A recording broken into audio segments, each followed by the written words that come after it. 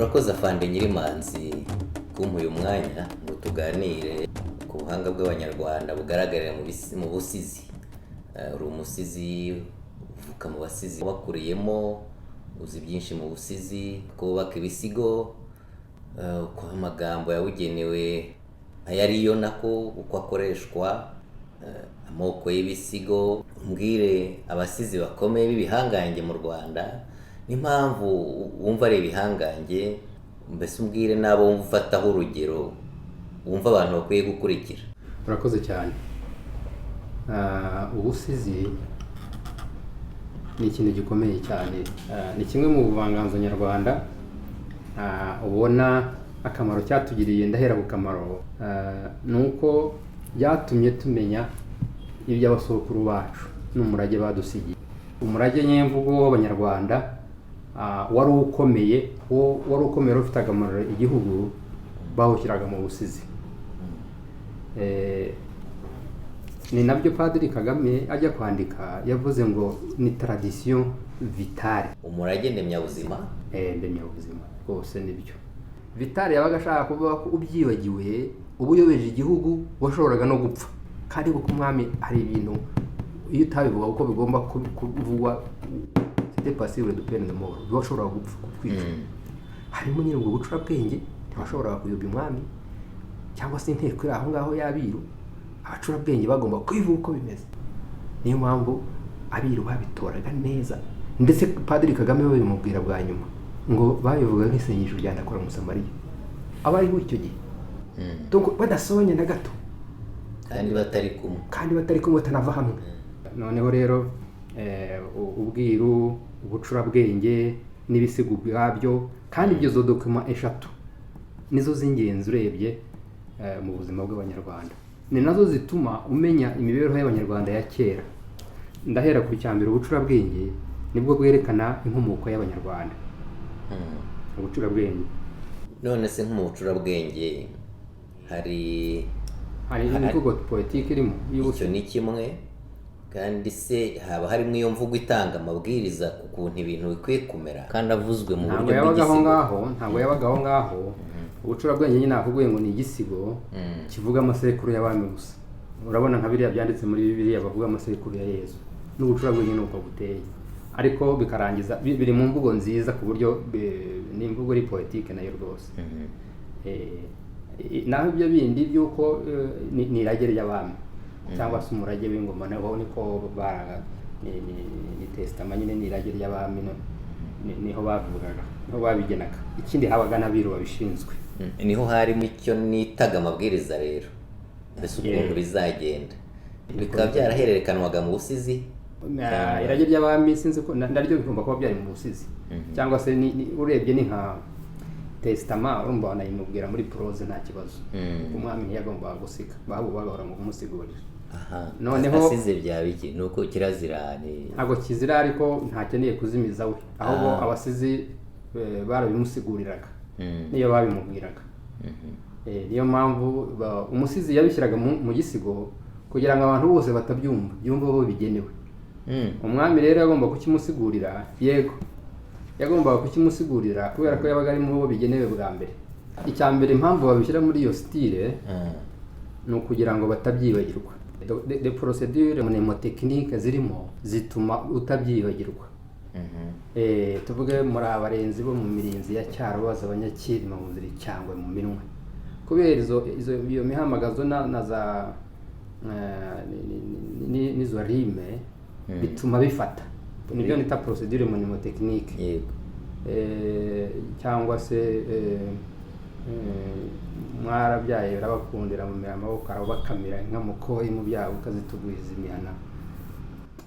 Yabishyiraga mu mvugo y'igisigo kugira ngo azimize, ariko kenshi kwara kugira ngo nabifate mu mutwe. Ni ukugira ngo bifate mu mutwe, cyangwa n'abandi babyishimire babifate biboroheye kubera iryo subirajwi bafasha gutuma biguma mu mutwe, mbese bikamera nk'indirimbo. Kigero uri umugabe watwitse ibirwa ugatera igishyika ibyara, rihoza mu ruganda rugambirira tabara rwa mutabazi wa Cyamatare. zirahangwa no gucanirwa akazibyukurukamo nk'ako ni agapande kavuga Kigeli Rwabugiri. ariko ibyo bintu byose warabifashe ute koko? Ndi umusizi nyine, nkomoka mu basinga b'abasizi. ni ibintu biza bikoroheye cyane, ariko bisaba no kuba inisiye, wabaye inisiye warabitojwe. Burya icyo werekejeho umutima nicyo ufata.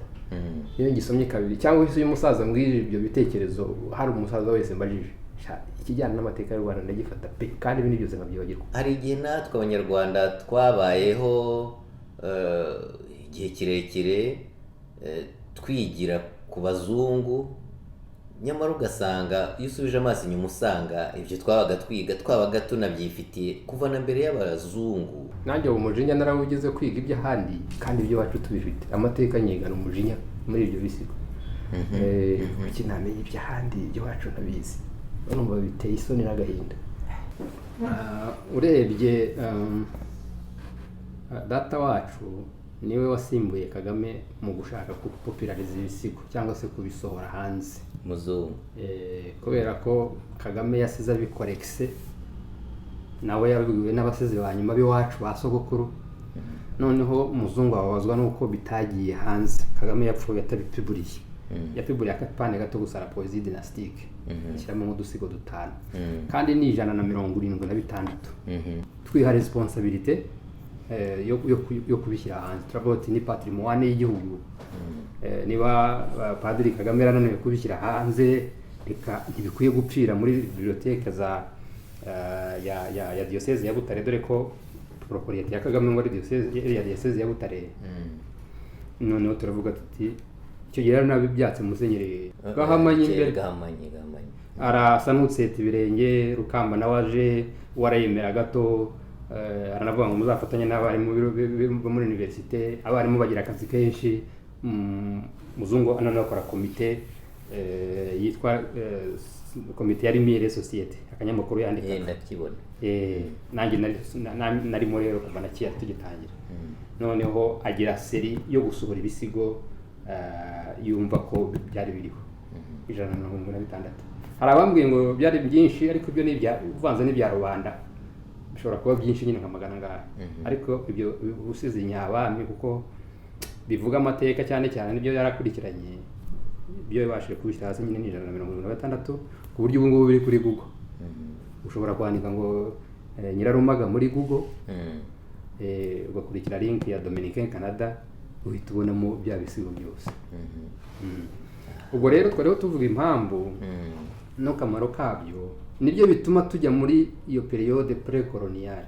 No kuvuga icyo gihe cya mbere y'ubukoloni, iyo bisomye ubyumva niho wumva amateka yacu. Niyo nzira se koko yonyine yo kugera ku mateka yacu abanziriza ubukoloni,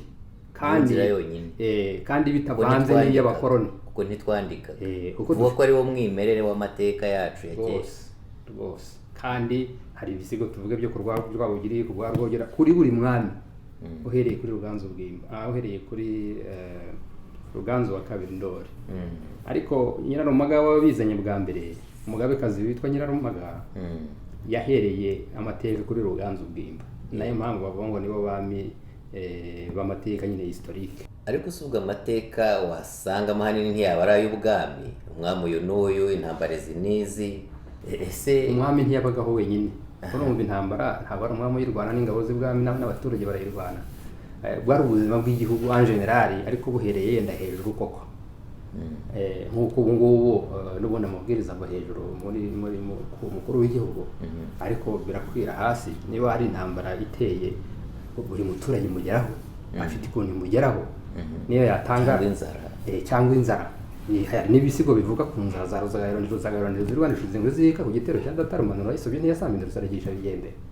Urumva iyo ni Ruzagayura. Ngira ngo n'ubundi uri buze kukigarukaho. Nk'abami bafashe ibyemezo biremereye mu bihe by'inzara cyangwa andi mage bikajya mu bisigo, ni bande ni ibihe? Kuko rwaba ari urugero rukomeye rwatuma twumva impamvu dukwiye gukurikirana ibisigo ngo twumve amateka yacu ya mbere y'ubukoloni. Impamvu ya mbere, hari ibisigo biri specifique ku mateka, nibyo bita iby'impakanizi. Hari uzi ko ubwo tugiye mu moko yabyo, hari ibisigo byitwa impakanizi, byo bivuga buri mwami ingoma za buri bami uko zakurikiranye n'amateka yabyo, ibyabaye ibikorwa by'ingenzi byabaye kuri iyo ngoma. Kenshi ni intambara cyangwa se izo nzara, ariko birabivuga. Noneho hari n'ibindi bitwa ikobyo, nabyo bigenda bivuga amateka ya buri mwami, ariko ibyanzu bishobora kuvuga abami nka 2 cyangwa 3, ariko ntibibakurikiranye neza. Ikobyo yo si ngombwa ko ivuga abo bami bose, ni ikintu kirahurutuye kimwe, bishobora no kuvuga byabaye ku mwami umwe. Ariko impakanizi iva hejuru aho ubwami butangirira kuri abo bami b'ibitekerezo ikageza ku mwami uriho icyo gihe.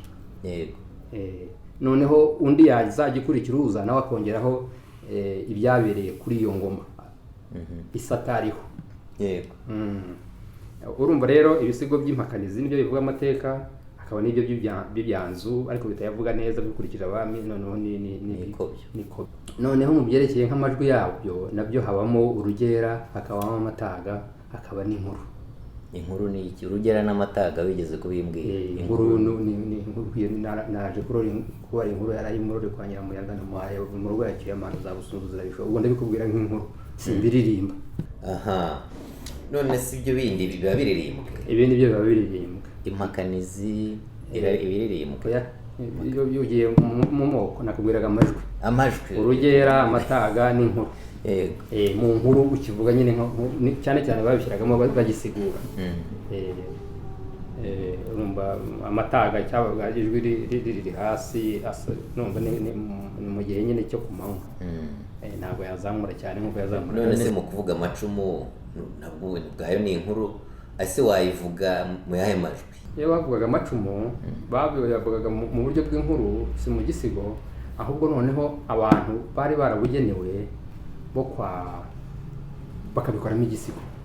Abasizi bakaba bari aho bakabyumva neza, noneho bakaza kubikoramo style y'igisigo. Ni ukuvuga ngo events bakazikoramo igisigo, ariko amacumu yo bayivugaga inkuru uko byagenze. Ushatse kubizana mu by'ubu nakwita by'ubusirimu, babaga babonye makuru, inkuru ya Muroyaha, first hand information, noneho bakayandika nk'uko ukoze ubushakashatsi, noneho ugiye kubutunganya kugira ngo bugeze ku bandi. Erega umwe kubusizi bwari nko kwandika. Kuko urabishyira muri style ituma bitazibagirana, nubwo biri mu mutwe, kuko uzabifata mu mutwe ubibwira umwana wawe nawe ubibwira umwana we, gutyo nuko byatugezeho. Urebye rero abasizi ubwabo, nagumye no gukora ubushakashatsi y'icyo bivuga, amusanga bakubwira ngo ibyo basize, sinzi niba ari byo, ariko inyito y'ukuri y'abasizi ejo bundi nayibwiwe n'umuntu umwiru wa nyuma. Umwiru wo kwa Kibogo, niyo wambwiye ati burya abasizi bivuga abazisi. Kera nabyo hari ubwo bakoreshaga muri icyo kintu cyo kuzimiza, bakoreshaga urucuzi. Amagambo menshi yo mu Kinyarwanda harakoresheje urwo rucuzi ari mu buryo bwo kuzimiza. Yarambwira ati abasizi ofete ni abazisi. Kumenya isi ni ukuvuga kwitekerezaho, kwisesengura, kumenya iby'isi n'izo evenoma z'isi. Ku buryo ni nko kuvuga ngo les historiens, n'ubu ngubu ni les historiens, pas les poètes, les historiens. Urumva aba historiens baba bazi isi nyine uko ibintu les evenoma zagiye zigenda. Ku buryo nabo bajyaga muri inteko iri mu badivayizingaga umwami, mu bagiraga inama umwami, ko babaga bazi ibyabayeho nyine mu isi yarangiye. Abiru nabo babaga ku bwinshi, hari abiru b'ingoma, abiru b'imihango, abiru n'ibindi byinshi.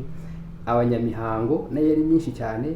Abasizi abo bose bajyaga muri koro ya advisory y'umwami. Hari ikintu gikomeye rero nacyo ugomba kumenya, nk'uko u Rwanda rwari rwubakiye ku Mana. Yego, nta kintu umunyarwanda yakoraga atabajije Imana. No gusenga agahorana Imana, nabyo bikaba mu busizi. Byose gusenga neza ubaza Imana bikora mu gisigo. Yenda si mu gisigo ibyo ngibyo, ariko nabyo ni mu mvugo nziza. Seka gasa n'iki Rwanda, urumva ko nawe ari imisubirajwe. Rusekere rugubwe neza. utabyita igisigo rusenderezemo amahoro n'amahe, rutsindira ubukenya n'ubugingo buke, rutsindira nyamunsi n'intumwa zayo, garika ibiganza tugabire, rugabo rwagisha maze twishyuke mu rubanda umwe. Urumva ko nayo ni imvugo nziza nayo irimo. Uyu munsi twakongeraho ngo amen. Yego. Uzi kujya utabyita igisigo kandi bari cyo nabyo biri nakubwiye ngo document yose cyangwa iki Munyarwanda ashaka gukora gifite akamaro cyane yagikodaga mu mvugo nziza y'ubusizi. Bwaba ari ubucurabwenge, bwaba ari ayo masengesho uvuga, bwaba ari ibindi bikomeye, ubwiru inzanzira zose 18 niho zizi. Ngo inzara yateye cyangwa se y'amapfa yateye ngo babwira umwene Nyabirungu akagira gutya na gutya na gutya ni ya procedure yose, ariko nacyo cyabaga kikiri mu mvugo politique. La royauté sacrée de l'ancien Rwanda d'Eferte yibye nuyibona uzasanga iri muri style politique, nawe ntiyabashije no kubyumva. Iyo technique, iyo misigire, ubwo buryo bwo gusiga ko bushobera abantu benshi uzimiza. Umuntu aba abyubaka ate igisigo abacyubatse ate ku buryo kiba gikomeye bingana gutyo? Hari inzira iyi, hari procedure umuntu anyuramo bagere ku gisigo cyiza. Urebye les initiés bagenda babyumva kurushaho, ariko les non initiés ntibabyumva. Niyo mpamvu umusizi yagomba kugisigura, ndetse n'umwami yarakimusigurira kuko nawe ntiyari initié cyane, kandi yagomba kubyumva kuko nicyo uri bakibwiraga na rubanda ari byo. Ubundi iyo bikurikiranye cyane umenye uko bazimiza nyine. Harimo ibyo bita imizimizo urabizi, ukamenya tuvuge nk'ubu ngubu umwana uzavuka atazi perezida ko yitwa intore zirusha intambwe, uzamenye ko ari Perezida Kagame. Urumva rero usanga utazi iyo uko bavuga umuntu kubera igihe cyawe ko atari kimwe n'icyo uwo musizi, ntabwo umenye icyo ari cyo nyine. Ariko umusizi kubera ko abari inisiye abimenyereye, Rwogera nawe yitwaga Ndemarugamba. Tuvuge nka ntuzo byo it's a must ni kumenya igisingizo cya buri mwami. Ni ngombwa ko ntibamuvuga mu izina, bavuga ngo we Rwogera Ndemarugamba nako atagize, burya niyo bavuga. Gahindiro yari Semukanya, bikagenda bizamuka. Kirima bakunda kuvuga ngo wakundaga imwumba, hari igiti cy'umwumba yakundaga cyane, ariko bashobora kuvuga n'undi mwana Ruganzu bavugaga Cyambarantama, Kitatire cya Mutabazi. Umwami yitatira Gatera, Kitatira cya Mutabazi ngo yitatira Gatera. Urumva Kitatire kubera ko yagiye kwitatira hariya Kwanzira, arabyikorera. Cya Mutabazi kubera ko se yapfuye atabaye, n'abandi gutyo ukabura bazi uko bazimiza. Ariko nari nakubajije kuri technique, n'igisigo kigira mu buryo cyubatse. Yego. Habamwe iki kiza ryari kiragizwa n'iki, ugeze kumbwira n'ubwoko bwitwa impakanizi, ariko ngira ngo hari n'umukarago witwa impakanizi ibisigo bimwe na bimwe. Uko cyubatse rero cyubakwa habamo sinzi uko murabivuga mu Kinyarwanda, harimo za veri, ikagira na imikarago myinshi byari igika, noneho kikaza guherwa nyine na wa mukarago ugenda ugaruka. Hari ibigira impakanizi, umenya hari n'ibitayigira. N'akajambo kagenda kagaruka ko kabikorotira kandi kavuga kimwe. N'amazina y'inka urabona ko yabaga ari mu busizi. Yego. Sinavuye ko dokuma z'ingenzi zose zarekwaga muri style y'igisigo. Urebye rero bagira iyo mikarago ifite nayo za morpheme bazita ngo iki sinzi mu Kinyarwanda, cyangwa defone mu migemo, ikaba yaba 6 cyangwa 9 cyangwa 12. Noneho imikarago nayo ikaba yaba 5 cyangwa 4 bitewe n'umusizi uko abishaka, ikarangizwa n'iyo ngicyo cy'impakanizi. Ariko kenshi nuko bimeze, kandi noneho hakabamo isubirajwi ryinshi, alliteration na alliteration, isubirajwi ryinshi n'imizimizo n'amagambo agenda aherezanya cyane. Amagambo aherezanya cyane rero niyo atuma kitibagirana. Muri abarenzi bo mu mirinzi ya Cyarubaza Abanyakirima muziri cyangwe cyangwa se mwarabyaye birabakundira mu amaboko arabakamira, inka mukoye mu byago ukazitubwiriza imihana. Sinzi ibyo rero byose kugira ngo kitibagirana, hari amagambo ahera agenda ahereza yandi haba mu bisigo bivuga abami bibataka cyangwa ubucurabwenge, haba bivuga inzara, intambara se n'ibindi, harimo abibihangange uzi bazwi n'abantu benshi bemera bavuga bati naka ni ikirenga rwose. Ese wowe ushima bande? Abashimwa cyane ni abashimirwa iki mu busizi bwabo? Kuko benshi urabazi, ni ibihangange ni ibihe mu basizi bacu kuva kera? Kureba uw'ingenzi niwe wabitangiye, umugabekazi Nyirarumaga nyina wa Ruganzu.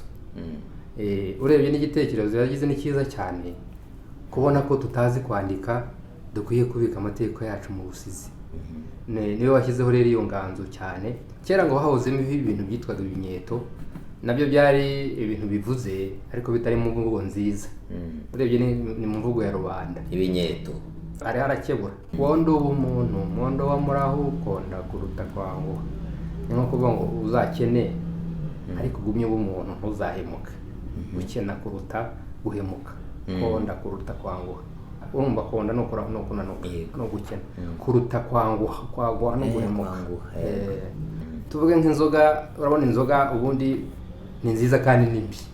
Ni nziza kuko abantu bayihuriraho banabona ihuza imiryango, ariko iyo yishinze nyine urabizi ko ngo ikura mu kibindi ikagukura mu bagabo. Baravuga rero ngo irazoga amahembe ntawe uyihora umuntu, igira uburiza ntigira ubugwari, mu bujigija bwayo hakaba intambara. Urumva rero ariho nyine arakebura nk'abantu ko kunywa inzoga nkeya nta kibazo. Ariko nujya mu bujigija bwayo nyine urumva. Ubwo ibyo byariho mbere ya Nyirarumaga? Byariho nyine, hariho n'ubundi imvugo nziza igamije gukebura abantu, nk'uko ibisigo nabyo bizaza bigakebura umwami cyangwa se bikavuga uko ibintu bikwiye kugenda. Noneho rero we abikoramo igisigo kugira ngo bitazibagirana. Cyane cyane azanamo n'iyo style y'impakanizi.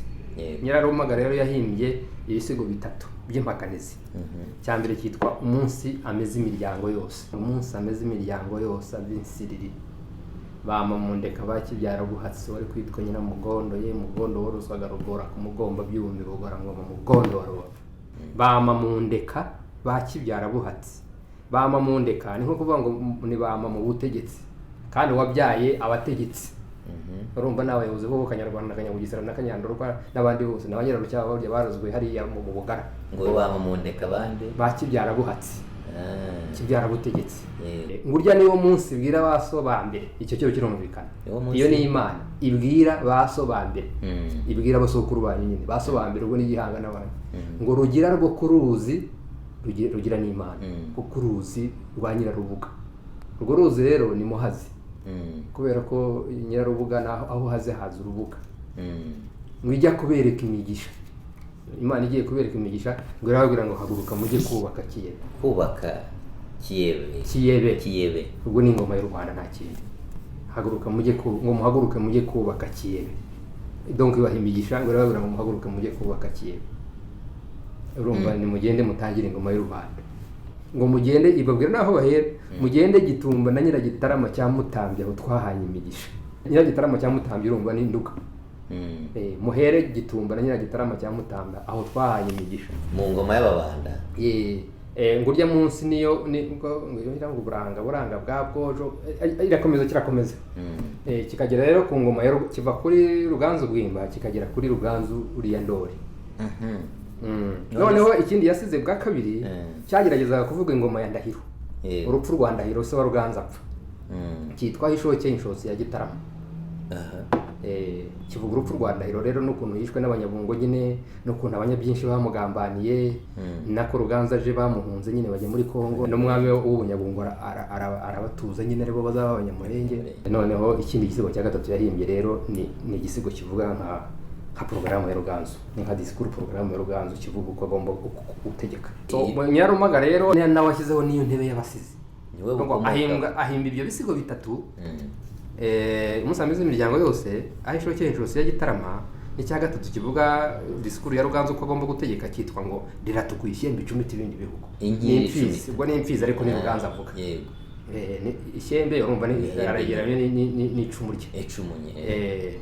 Ni nko kumubwira ngo cyawe ni ukurwana nta kindi, noneho ukadusubiza igihugu cyacu, udabona ukabohora igihugu, kandi koko ngo yarabikurikije kuko yakubye u Rwanda yasanze inshuro eshatu. Ruganzu niwe wakorosinze Ibirunga bwa mbere, yewe n'abariya b'Abanyabungo nabo bageza ku Kivu nyine yaranambuka nyirango. Inteko yantabaranye gutabwanira Butakiro bwa Mutarambuga ya mpizi ya Nyamurwana. Rero ariko rungira iry'inka biryo yahoze yisha ubugare karyisha igisaka nanjye nkarivuga n'imbuzi ya muko yabahangiye amangarije kure bamuhita buko isogota ngahimbarwa. Ukuntu ukomeje mise numvamo kwiyemeza gukomeye cyane, determination. Nanjye amagambo akoresheje naho n'imigemo igaruka wumva ni ngufu. Hari igihe twasuzugura kuko hari abandi tuba twarashyize imbere, ariko umuntu akurikiye aho hantu hasanga ubuhanga buhanitse bamwe batagatekereje ko twakabaye dufite muri icyo gihe mu myaka ibihumbi ishize. Igitangaza cyane burya banagiye bagabanya ingoma z'u Rwanda bakazigira ngufiya kugira ngo tutagira ubwo wakwemera ko igihe ku ngoma ya Ruganzu ari umwami wa 15 tuvuge ni nkaho niho leta ya Amerika yavutse, niho Amerika yavutse mu 1800 n'ibindi mu kinyejana cya 15 niho Ruganzu yimye, kandi twe no wa 15 ndetse mu bami bibitekerezo udashyizeho nabo umushumi cyangwa bibimane. Tuvuge kuri gihe wasize byinshi no witwa Musare. Musare wa Karimunda. Musare wa Karimunda ngira ngo. Ngo abayeho ku yande. Ku ngoma y'abanda barasa. Nasari ibyo ngira ngo Rujugira irangira. Ubakurikiranye kuki ushima Musare cyane? Afite ibisigo byinshi birenze 10. Ariko nubwo uvuga ngo birenze 10 umuntu yagira ngo ni biki, ariko ubwo ni birebire cyane. Ni nabirebire cyane nyine. Nk'igisigo cye cyitwa umugore mukuru. Sinkiza ariko cyagendaga kivuga imirwa y'abami kuva kera. Ni cya Musare. Ni kirekire cyane. Kikanaryoha cyane mu kuzuza amategeko y'ubusizi. Yego. Uwo ni mu gihe cya kera. No witwa Bagorozi nawe yarakomeye cyane nawe ndetse yarushije Nzabona ari base umwami Mazimpaka yahaye aho intebe y'abasizi Kiruri. Bagorozi yaraje Kiruri ni Kiruri ya Nyaruguru. Kuko hari na Kiruri muri za Kibuye za Yego, Kiruri ni nyinshi. Ejo bundi nkora desante kuri TV cyangwa se manuka ngo nge kureba naje kubona na Kiruri cyo bivuga. Ufite ni Kiruri. Ni Kiruri cya Kibogo. Hari umugabo witwa Kibogo ufatwa nk'umutabazi w'u Rwanda, aho yashingaga Ikiruri hose bahita Kiruri, niyo mpamvu ari nyinshi. Ndetse twahasanze n'umusizi ejo bundi cyangwa se wahasigaye umwe ngo wahatswe mu basizi atubwira ko yumva bavuga ngo nako ni Kiruri cya Kibogo, ni Kiruri cya Kibogora. Numva ni Kiruri cya Kibogo. Kibogora kubera ko Kibogo ari umutabazi nayo bamwise Kibogora kuko yaraje aje kwigisha abanyarwanda gusubira ku ntango y'ubumwe. Abari barataye ubumwe cyane cyane abo kwa Mungwe. Washimaga rero Musare wa Karimunda. Bagorozi w'umushima iki? Bagorozi nawe yabaye umusizi uzwi cyane. Noneho mu gihe cya nyuma Sekarama arabarusha nawe ingoma ya Rwabugira yari ikavare. Ari Kampunga.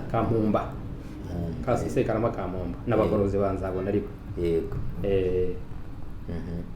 Musare no mu banuka mishyo ariko Sekarama n'Abagorozi nabo mu basinga babasizi bari babyara navuga bo kwa Rurenge. Bose ni bamwe barahura hejuru ariko ni imiryango yari myinshi. Abo banuka mishyo.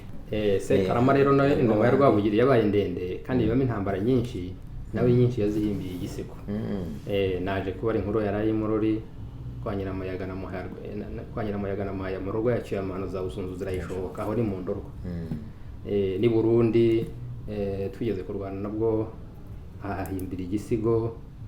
Naje kubika Burundi intambara nyinshi yazihimbiye ibisigo kandi yapfuye nyuma Rwabugira cyane ko yapfuye muri 1926.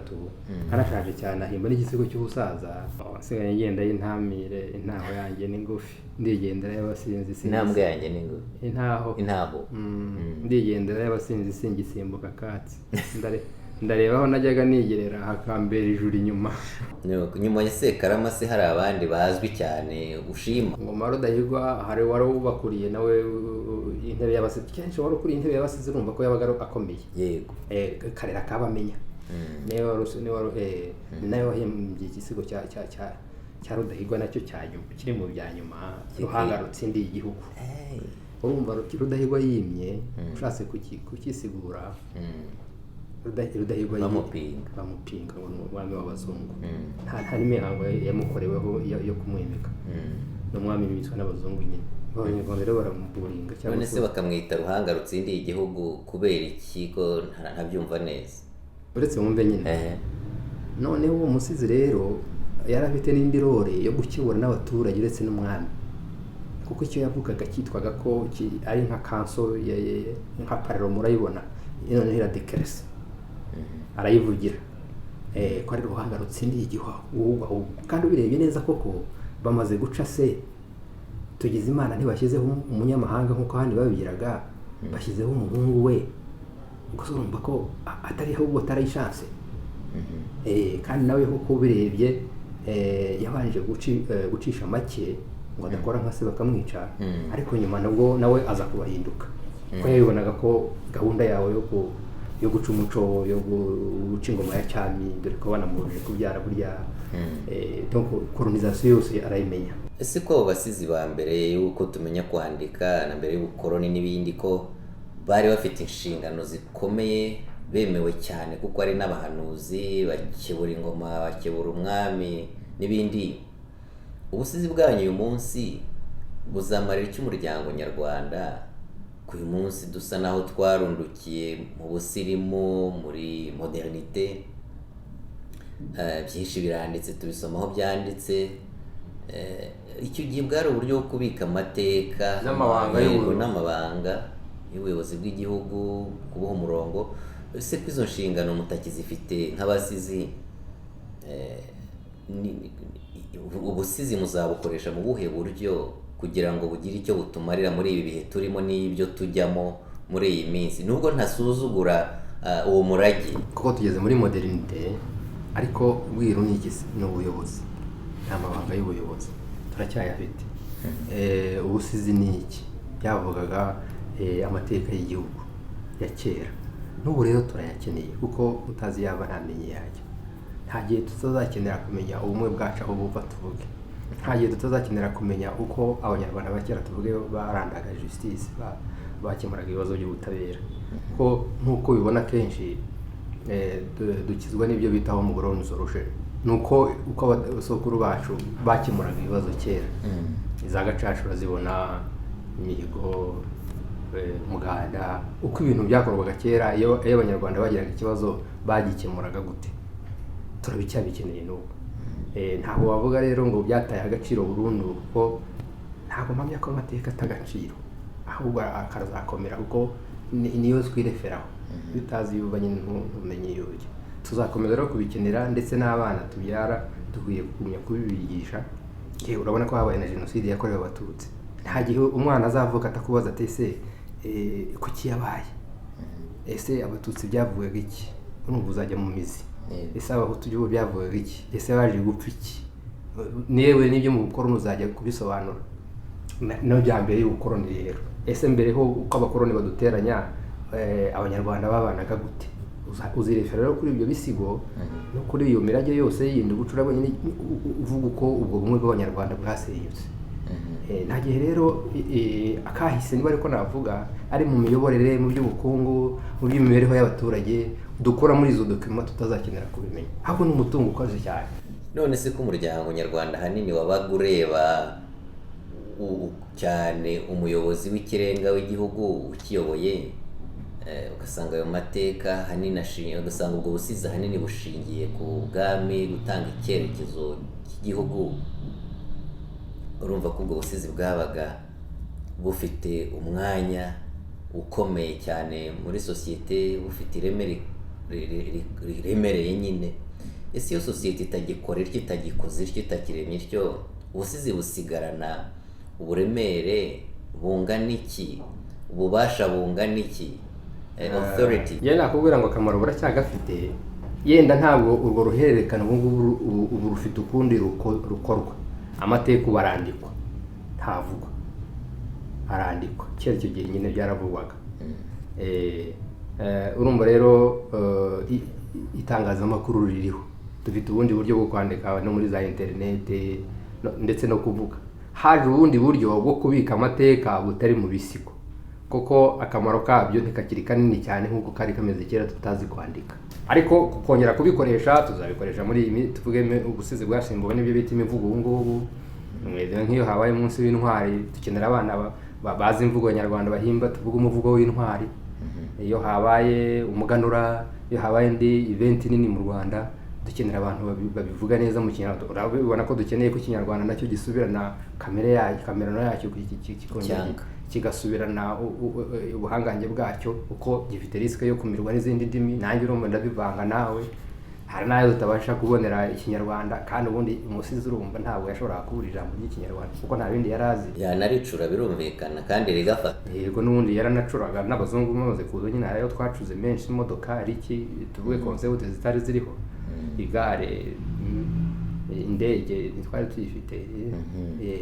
None se nk'ubu abasizi b'uyu munsi hari ikintu murimo mukora cyajya kumera nka riratukwishe mbere icumita ibindi bihugu? Ese iyo forme y'ubusizi yabiriho isa niyerekana icyerekezo mu buryo bukarishye nk'uko, cyangwa muratekereza ko izakiri kaza? Ntabwo ikiriho, habayeho rupture. Icyo ni ikibazo gikomeye, ariko hari abantu ubu ngubu bahimba imivugo ukumva iri hafi y'igisigo kandi nabyo biba bivuga reserve n'amazubu.